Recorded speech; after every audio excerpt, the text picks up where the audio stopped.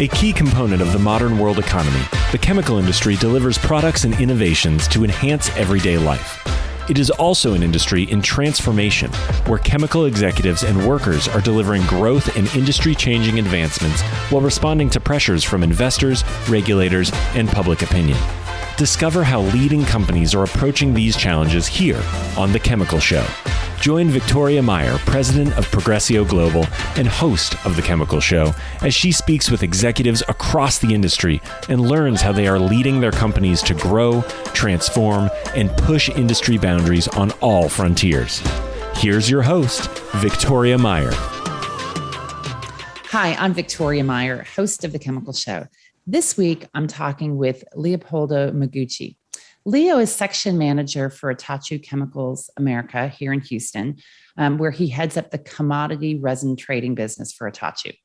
Leo has almost 20 years of experience in the resin business, and I think he's going to share a lot of great insights with us today. Leo, welcome to The Chemical Show.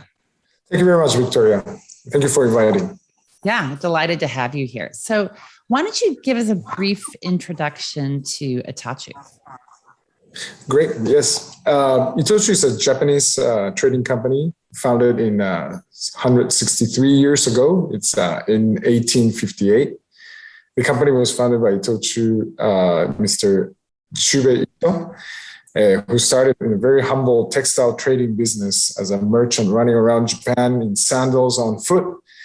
But today, ITOCHU is a publicly traded global trading and investment company with over 26 billion in sales and around $2.6 billion in profit. It's traded in the Tokyo Stock Exchange, and ITOCHU has a wide variety of businesses that they get involved from metals and mining, food, energy, chemicals, retail, machinery, and other businesses. And ITOCHU has over 100,000 employees, present in 67 countries, and owning over 366 group companies around the world. In specific, myself here in Houston, we are the business section for plastics exports. And our role here is we support North American plastic producers in sales and marketing of polymer resins, such as polyethylene, polypropylene, PVC, and specialty resins as well. We have global presence, as ITOCHU, and what we primarily try to maintain is that function of balancing supply and demand of resins globally. But also, we also have distribution companies that are deeply rooted in different regions in the world, in providing dedicated marketing and stock and distribution business, as well as technical services to our customers. But what ITOCHU is unique is actually we are also investing in manufacturing of plastic products, such as shrink film, shopping bags, agriculture films, household injection molding products, compounds, and master batches. So we own approximately 450,000 tons of plastic resin conversion capacity in manufacturing companies that we own around the world. Interesting. I did not realize that conversion part of your business, right? I knew about the trading part. So where is most of that conversion capacity? Is any of it here in North America, or is it primarily Asia centered? Actually, we have primarily is in Asia concentrated, like in China. It started all because Japan was becoming a very expensive place to manufacture. So a lot there was on the 90s, and we had a push for many producers move into Asia, to China specifically, or Southeast Asia regions, to take advantage of the cheaper labor cost. And they will manufacture finished products and they will import into Japan. But today, ITOCHU also has ownership in some of the conversions, like, for example, shrink film producer in the US. We have a company called Bonds, and they do PVC shrink films for like these, the bottles, shrink film. Got it. Yeah. Yes. Interesting. Yes. They have a plant in North Carolina, and also they have a plant in Uruguay. So And we also have compounding businesses in Europe that we are investing in there. So primarily it's in the automotive industry, but so we have increased our presence in other regions as well. That's interesting. Yeah. So be touching on multiple parts of the value chain, just rather than and that's not a just because it's a big market, but the trading, it's part of the business. Right. So interesting. So you here in the US, you're primarily an export business, which I would guess has been a little bit challenging this year. But tell us about what's going on in resins markets today: polyethylene, polypropylene, PVC. What do you see happening? Yes, resin markets today is, as you say, it has been quite a roller coaster ride, I might say, ever since COVID started, since last year, March 2020. With lockdowns, we had a moment where resins were, I would say, uncertain, the demand in the North America, with all the lockdowns of factories and restaurants and all these businesses. And with that, there was a huge push of resin to be exported. And then the next thing happened, that consumers started buying more products. Consumer behavior changed into going, instead of malls, going into online shopping. So the demand for the films, especially for like e-commerce films that we call, what is needed for packaging and shipments, those spiked up. Obviously, food, there were more consumption in supermarkets instead of restaurants, but that also brought a huge consumption of plastic resin on those grocery bags and bread bags and in those areas. So it was a reversal of, after the uncertainty of export, now we need all the resin here in the US. So it went through a prolonged period of time of adjusting to the rising demand. The supply had to adjust to that. Yeah. But now, so what we are seeing is that we went through a cold freeze in February this year. Yeah, that was a big disruption in a lot of ways, right? Big economic impact. Yes. And the worst thing, we've been to hurricanes and flooding in Houston many times. So we had a lot of issues that stem from over the course of years with production and tightness. But this was quite different, with having simultaneous shutdowns from oil, gas, nitrogen, power, utilities. We're talking about also plants, everything just shut down.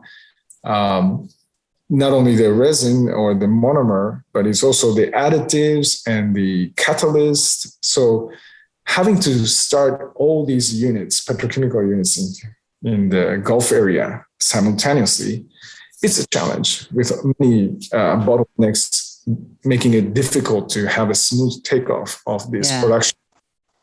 And we saw this was going to be a lengthy process. So up until, I'll say, June, May, during that timing, we were looking at the numbers. And I think finally June, we saw some significant spike up on the inventory of the resin by the Chemistry Council.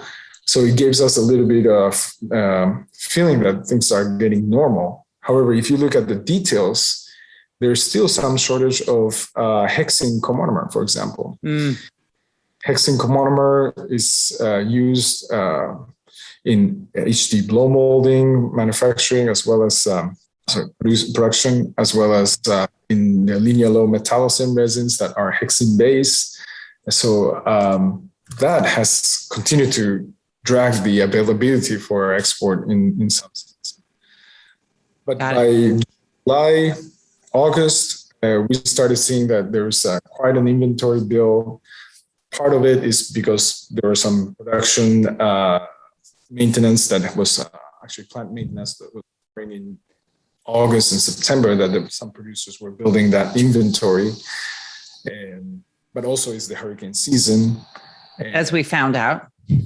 As we found out, yes, with this hurricane that Ida that just went through. because the fact that, today shutting down a plant for maintenance takes a longer time to go through the process, as there's a lot of social distancing and managing of the situation. So we look at the numbers, it looks quite a build-up of inventory, but that's also rightfully is because of those background of what's happening. Right. So some of it was just planning as opposed to a supply-demand imbalance. Yeah. Interesting. Yes. And so, of course, now Ida has hit Louisiana and impacted, as we were talking earlier, many other parts of the U.S. So how is, this is obviously an effect on your business when you think about relying on product coming out of the U.S. Gulf Coast to serve global customers. How do you guys respond to that? So are you shifting supply sources? Are you, changing your commitments? How do you deal with just this continued supply volatility, I guess I would call it, to your business and to your customers and to your producer partners as well? Yes.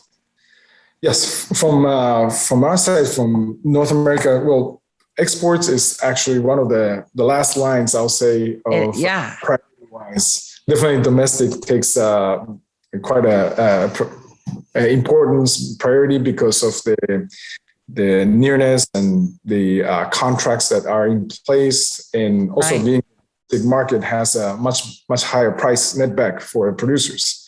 Right.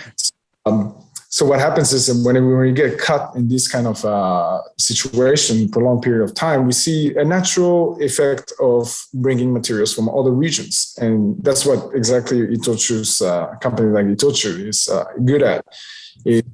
We do see that arbitrage opens suddenly, and definitely customers are all looking to seek for the where they can source the material when things are dry. So we were able to bring materials from Asia, from China. At one point, China was slow, and actually the demand was kind of declining because I think there was a strong initiative earlier this year from the Chinese government to contain that inflationary effect of commodities. So they clamped down on the pricing of the futures, and that could cause a little speculation. They were kind of controlling that. China does that. Yeah, well, they have the ability to do so, and the influence in the market, right? They have a strong huge part of the demand of polymers. Yeah. So.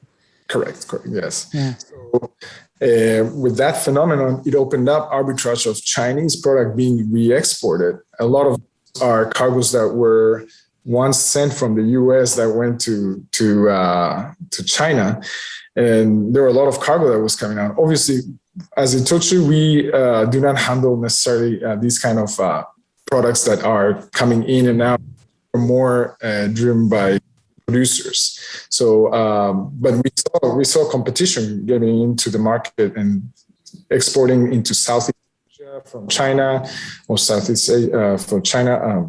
China going into Latin America.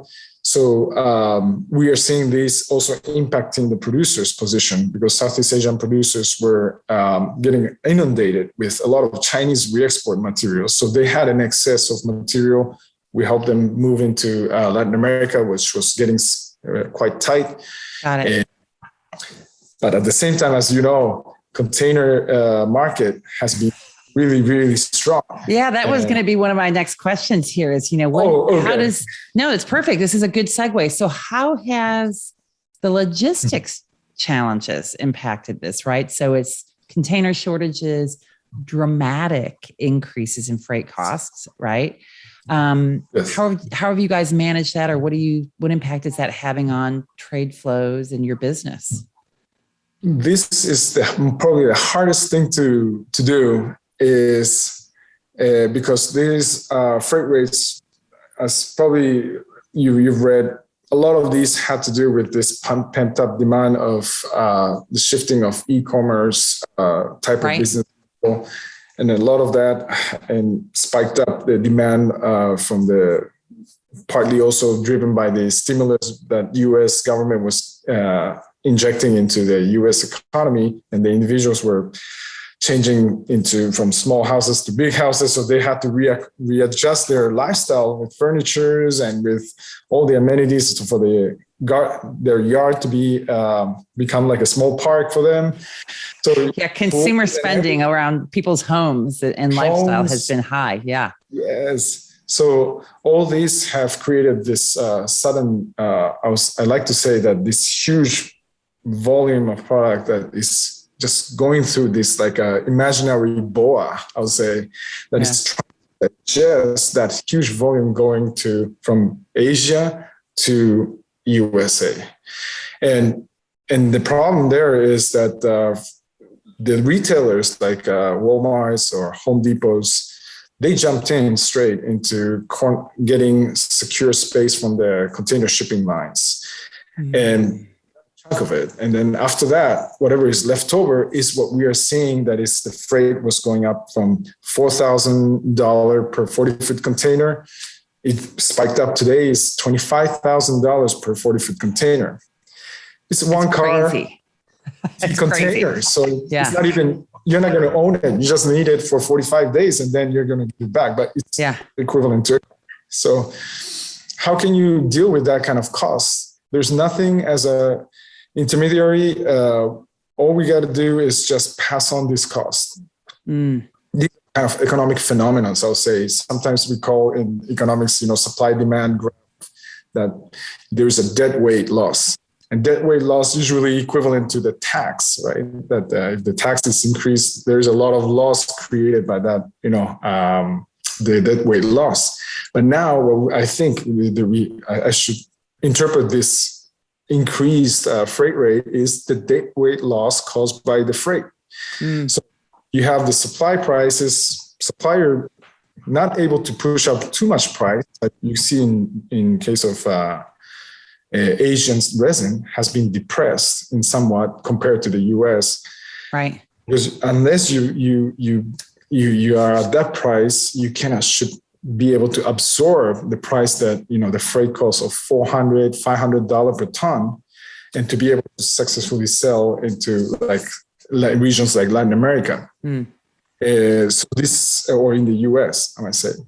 So this is what happened also for us. We do have some businesses that we import from Asia, some specialty resins, and those resins that comes in was stuck at the port, and pretty much what we had to do was we had to get a trucker. The trucker actually today is like $10,000 to Los Angeles to Ohio, for example, just to give you an idea. Before it used to be $4,000. So it's just, everything is just rising from that point. But at the same time, customers, they do need the product, and we had to pass on these costs to the customers. And obviously what happens is the customers is passing this as part of the operation cost for their goods to produce into their sales price. Got it. This translation is not perfect. So at one point, yes, we did absorb some things, some costs, and then later on the customers was able to start taking it, and they needed more products. So they were like, no question asked, give me $25,000 freight. It doesn't matter. Just bring it to me. Interesting. Yeah. And that's part of the inflation that we're starting to see a little bit of everywhere, right? Yes. What's interesting is I've read recently a couple of things, and I've heard, from talking to some other experts, that that the polymer markets and resin markets are becoming more regional. It's one aspect of it. I mean, certainly in pricing we've seen, and the U.S. has had dramatically higher pricing perhaps in other regions, and the freight arbitrage is not the full story. So that's one piece. And then the second thing I read recently was that supply chains are going to move more vertical versus horizontal. So instead of having these supply chains that are really about going from China to the US or US to China, it's going to become North America to South America, that we'll see more vertical supply chains, maybe from China and then heading south from there. So are you guys seeing shifts in supply patterns driven by, I guess, the freight rates and other factors. Yes. Today, I might say that it's near paralysis of these shipments, and you cannot continue to do this. So definitely there's a push for, sometimes we call it east to west movement, as the transcontinental shipments now going north to south, which is the regional distribution. So today we do see this change. Actually, we started seeing from last year. We have some converters that we sell polypropylene in Central America. They do cutleries like forks and knives. They were not used to getting phone calls from the US manufacturers because they were getting a lot of those cutleries, like the ones that is sold in, say, Party City. They were coming from Asia at a much cheaper price. But as the freight rate just spiked up, also Party City started looking at, regionally, what can we source? Because it's a problem about deliveries, and it's probably a problem about also having a better cost structure because of that freight component is just inflating everything. So seeing this sudden spike up, that's why one of the things that it's kind of curious, but this pandemic happened is that in like Latin American region, it's a region that is being affected in somewhat Asia imports into Americas, not only into US, but also into the South America regions, like shoes coming in or garments that is coming from Asia. All of a sudden, the local retailers are asking local producers, please, can you give me 25% more? Prices, will be 25% higher. It doesn't matter. I'll take it, So we are seeing this phenomenon going on. And at the same time, I like to say that, a Toyota model of just in time, that was a nice and very popular. But we realized that just in time gives no room for this kind of pandemic to react. No. So hence the chip and the lack of, the chips is causing all these backlogs of these cars that each one of them costs a lot of money.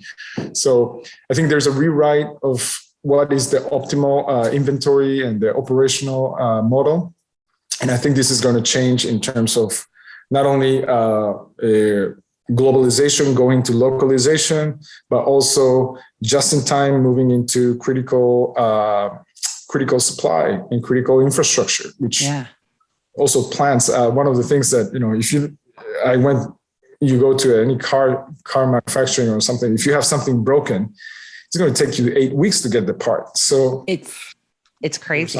Yeah. It's crazy. Yeah. I think you're right. I think we're going to see a shift in how we're already seeing this, but it's going to have a long-term impact in terms of what people consider for appropriate safety stocks, what their critical inventories are, how they manage that risk differently, right? So when everything is freely available, you don't need to keep an inventory.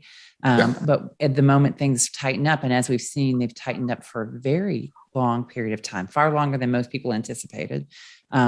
You recognize that you have that the risk is really manifesting. And you have to deal with it differently. That's right. So risk is something that I've been talking with people about as well. So I think in your business, in a trading business, risk and risk management is inherent, right? So you're buying and selling products continuously, you're managing that arbitrage, and the polymers market seeing increasing levels of volatility and risk. So what tactics are you using, or is ITOCHU using to help manage that? Maybe always, and maybe it's today more than in other times. Yes. Well, risk management is from the perspective of pricing. I imagine you wanted to touch on that rather than credit risk or those kind of things. No. Yeah. In case of pricing, the commercial risk. This is definitely, for example, in China, there is a functioning futures market, the Dalian exchange, where you can hedge your inventory with future forward instruments. And but here in the US or other parts in the world, it's not yet having this kind of an exchange where you can trade. futures. So what we are having to do is sometimes we do see, and as kind of maybe it might not be a good correlation. Sometimes we have to kind of manage a risk by hedging with different products. Like if the market is going down, I probably have to hedge with some. If I have I would say inventory that I wanted to hedge, I sometimes have to sell something, even if it's not HDPE, it's linear low density, but I'm grabbing some of those things that are, I need to kind of have a little position of be able to kind of absorb these variances of sudden shifts that occurs. It's not perfect because, as we know, linear low density and HDPE, they totally behave at one point differently, but at least it's not in a big disconnect, hopefully, as being completely exposed. Of course, another is to have options of different sources, not only from the West, but also from Asia or from Middle East. This is, I think, it's a very key point of it because having the ability to source from other regions gives us that advantage that any contractual obligations we have, we can fulfill it either buy side or the sell side. We are able to cover it in such manner. So another aspect that I would say is, that's precisely the point about diversifying the sources. Yeah, that makes sense. What about? Well, we'll leave that there. How about that? I was going to take us into some other risk areas, but maybe we'll save that for another conversation, Leo. So some of the trends that we've been seeing across the chemical industry, and I've been having conversations with others about, is this increasing acceleration and focus on sustainability and circularity, and increasing focus on digitization and just more investment there. So, how is ITOCHU approaching this? And maybe let's just start with sustainability. So I know that it's important to ITOCHU.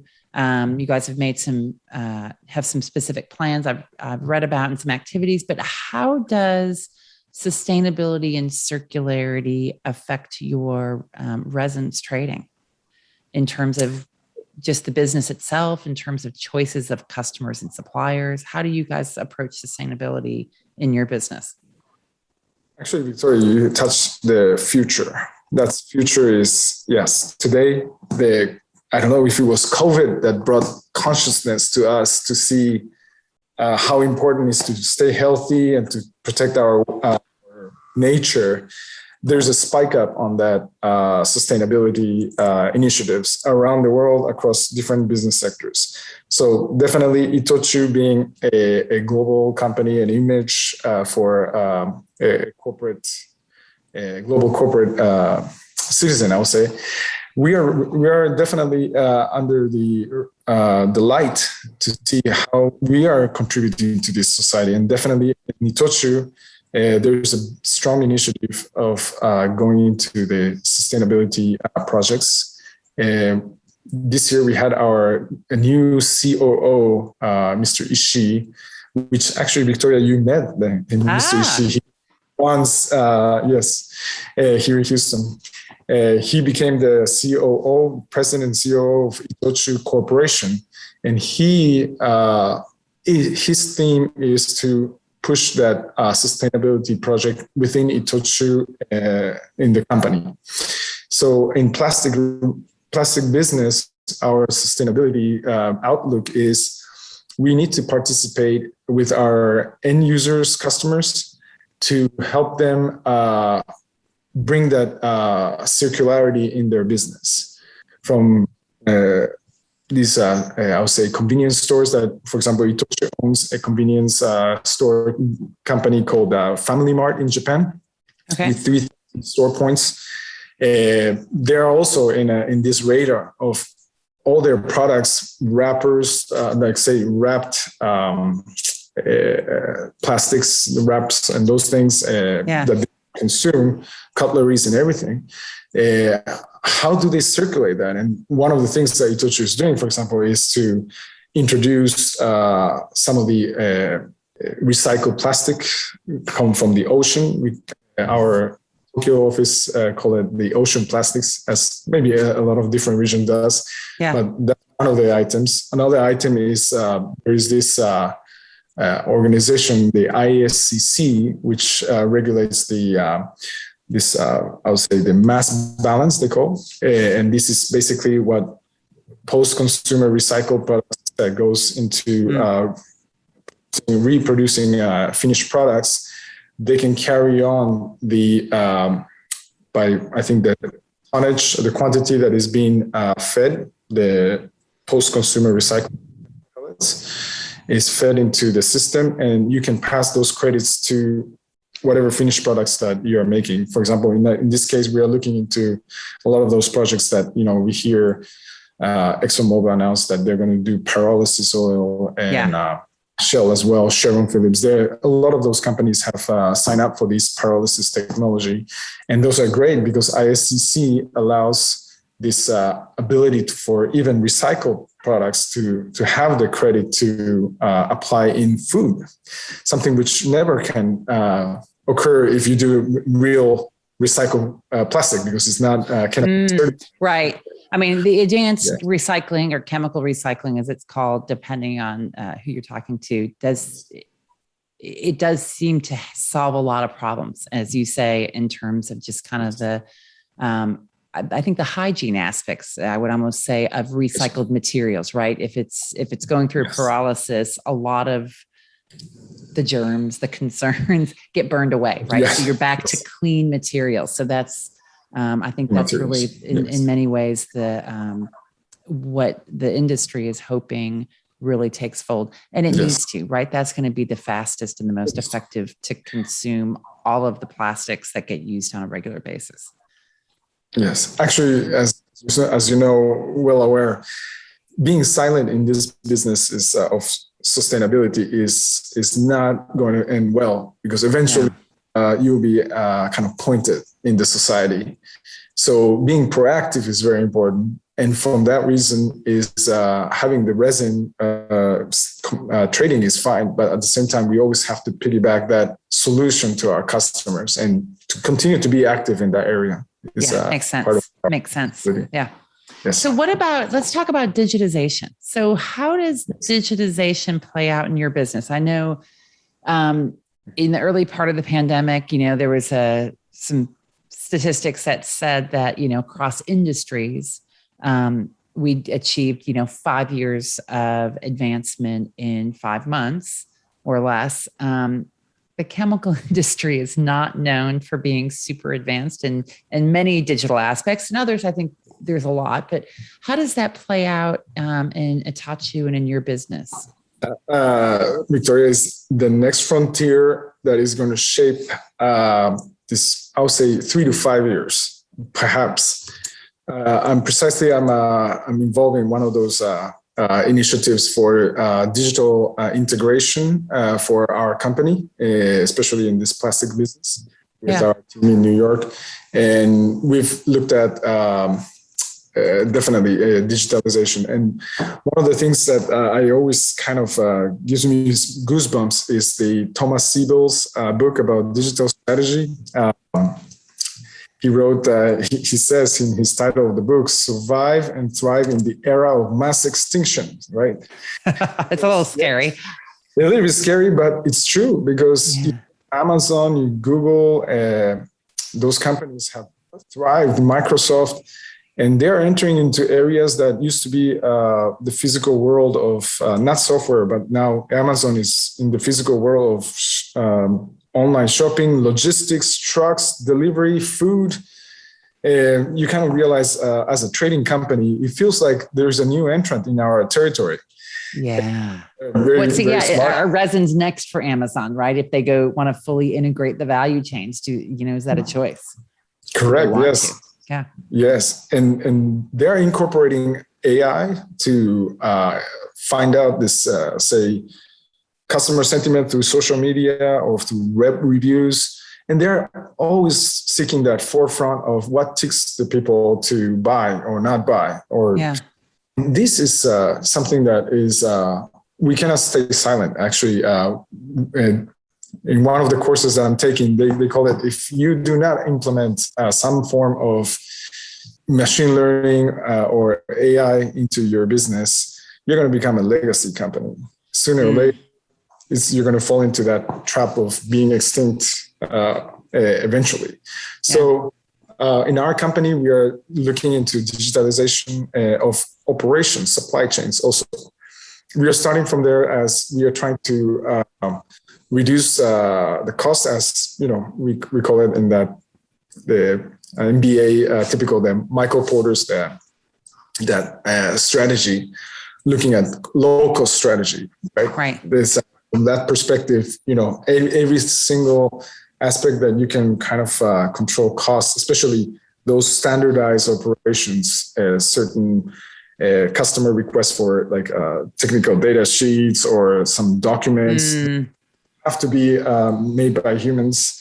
It can be done by machines if it's all stored in one place. So digitalization goes into not only planning to have all the information organized, but also in a free flow manner so that the machine itself can just operate by themselves. And it's not, I do understand that there's huge limitations, and a lot of this machine learning and AI is a concept that, as you say, for like a chemical industry, petrochemical industry, it's a little bit daunting. We haven't seen the need for it, or sometimes it feels like, that's maybe is like a fantasy, but no, we see in Amazon and all these like Tesla and companies that like, I was looking at, there's this company called the Descartes Lab. They do the picture imaging of the farms and agriculture and count how much soybean is going to be produced this season. Through satellite imaging. Wow. And so companies are now connecting different technologies through system to be able to get smarter and have less human intervention, more automation. One of the things that we are looking also, aside from the logistics that what I was saying about, try to have the, I would say, they call it the chat bots or those email automation and stuff. Yeah. Automations. There's also aspects about like customer relationship management. A lot of those customer relationship management also is about integrating your logistics so that the customer can see where their cargo is flowing.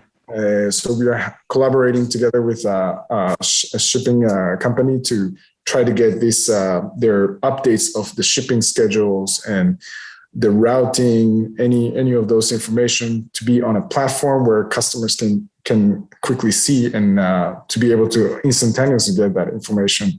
Yeah, that makes sense. I mean, people expect more transparency. We're used to it in our personal lives, and we expect it in our business lives. But I think you're right with that. When you're moving stuff via ships, just marine freight has been less transparent. Anywho, so Leo, this is so I'm gonna move us in a slightly different direction here. So I think one of the challenges, maybe you have different leadership challenges, I guess I would say, in a trading business than I think we have. I talk to a lot of people that are maybe more traditional production, manufacturing companies, et cetera. How do you see leadership? And you've obviously done very well at ITOCHU. So what's critical to leadership in your business? Oh, yeah.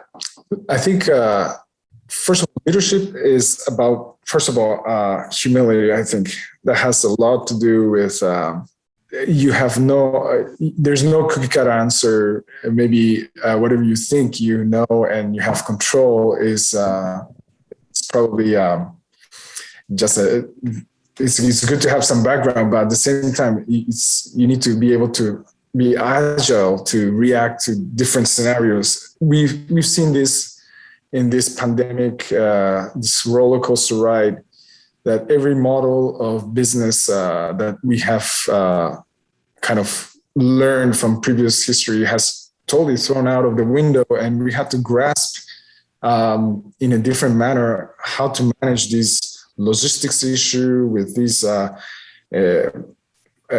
shortages and regional shortages, and how to bridge the gap of the supply and the demand locations. And another thing is to look at the future, that maybe, okay, we cannot stay static on just resin trading, buying and selling. We have to give service. We have to be involved in sustainability. We have to be more creative in our system to be more automated. There's, in some sense, so leadership has to do with, first of all, be able to listen, to be able to capture those opportunities of where things can improve, know the epoch, and to adjust to that, and to be able to push that.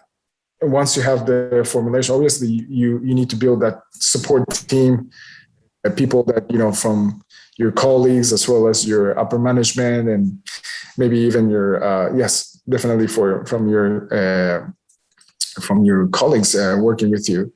You need to get those supports, because at the end of the day, it's even if you're in this very small corner of ITOCHU Chemicals America in Houston, what we make here could be a pilot that can be implemented for the whole company. And with that vision, you need to be excellent in what you're trying to do, what your daily work is, and bring everybody on board, so that, and then automatically that leadership figure starts creating. But it's not necessarily because I think I am a leader. No, it's just I happen to be able to kind of bring this up. So yeah, that's kind of a thing. That's good. I like it. That's good. So what is next for your business? What market signals are you watching as we kind of go forward this year? Yes, definitely. There's a concern about this transitional inflation that the Fed has been mentioning. A lot of people are kind of wondering if it's going to stick or not. And at the same time, there's a lot of heightened fear of today's stock market and companies that are doing exceptionally well with multiples that I've never seen before, that it looks really, really overpriced and overstimulated economy. The reality of it, I think, is everybody's kind of crunching. Is things are not smooth, as we know with this logistics. There's a lot of people that is getting squeezed. Businesses margin, especially like manufacturing industry, their perspective of price increase would continue to go up if there was a run of inflation. Yes. Yeah.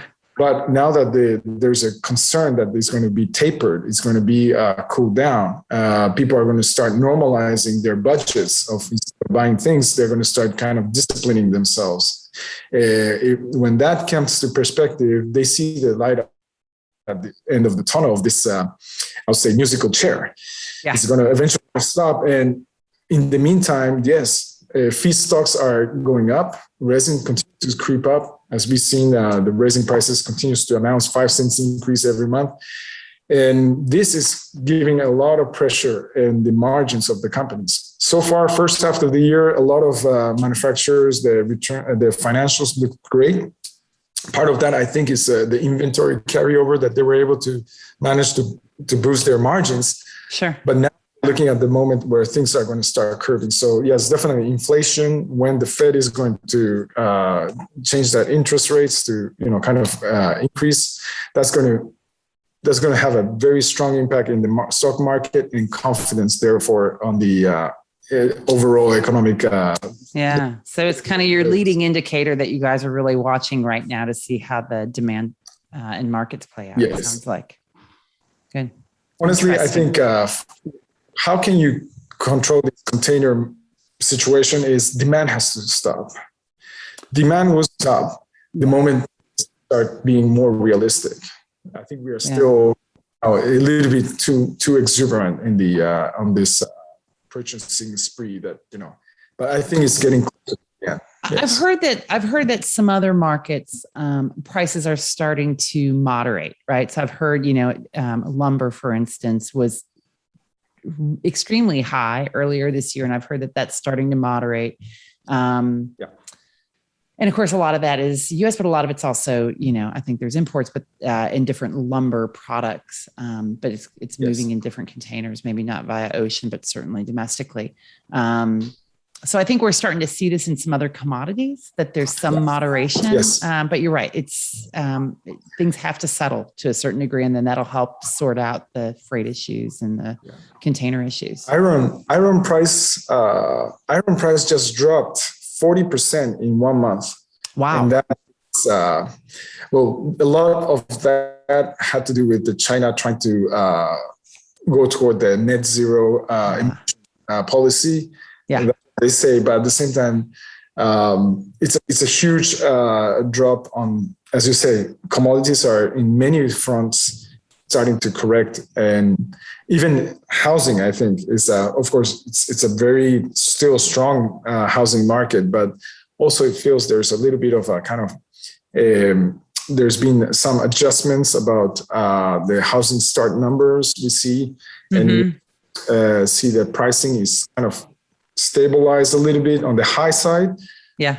Because it's very difficult to kind of get the demand, especially like the millennial sectors, the people that are supposed to be the new buyers of those houses. Right. And they're not in full blown into the markets because of the too high price. So I see those things, indicate, as you say.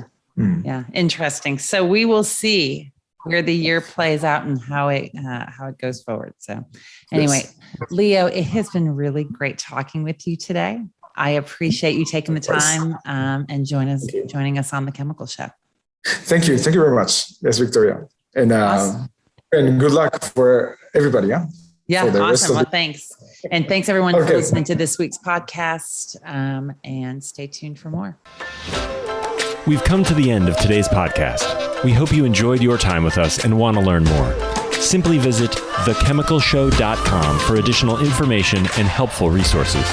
Join us again next time here on The Chemical Show with Victoria Meyer.